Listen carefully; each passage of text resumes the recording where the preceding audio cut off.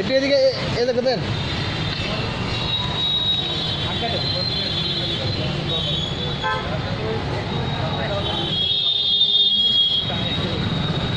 একটু দাঁড়ান, এখানে দাঁড়ান।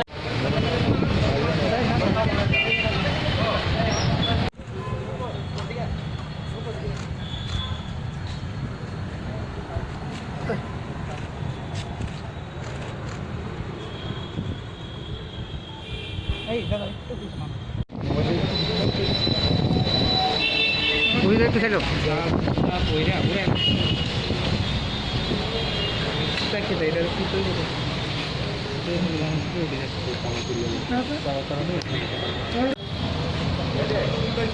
যারা কষ্ট দাঁড়ালে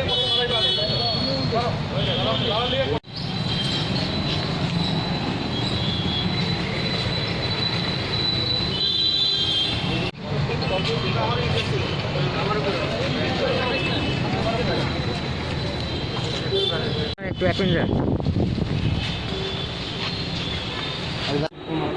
ম্যালেরিয়া পজিটিভ সরকার স্বাস্থ্য করতে পারার পরে ভুল চিকিৎসা করছে যে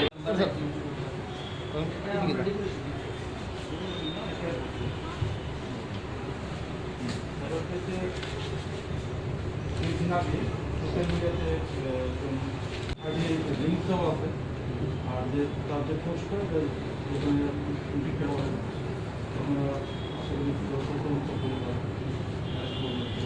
যারা স্বাস্থ্যকর্মী তারা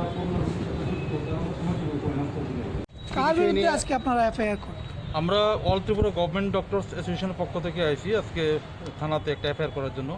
মূলত এফআইআরটা যদিও আমরা একটা এফআইআর করছি, কিন্তু এরকম ঘটনা অনেক হইতেছে। ব্যাপারটা হচ্ছে যে করোনার বিরুদ্ধে সমস্ত স্বাস্থ্যকর্মীরা, পুলিশরা, সাফাই কর্মীরা, সাংবাদিকরা দিনরাত এত পরিশ্রম করতেছে। সেই পরিশ্রমটারে হেয় প্রতিপন্ন করার জন্য এবং তাদের মনোবল ভাঙার জন্য কিছু দুষ্কৃতী সোশ্যাল মিডিয়ায় খুব অ্যাক্টিভিটি হয়ে পড়ছে।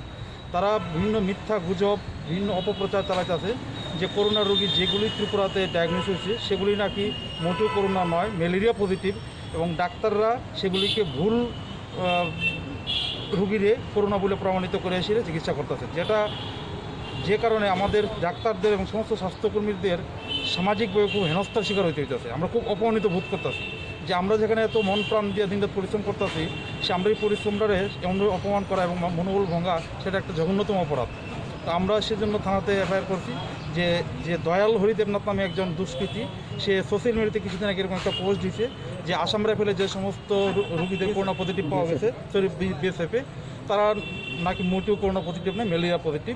এবং তার এই বক্তব্যটা অনেকেই দেখে সাপোর্ট করছে এবং ডাক্তারদের গালিগালাজ করছে।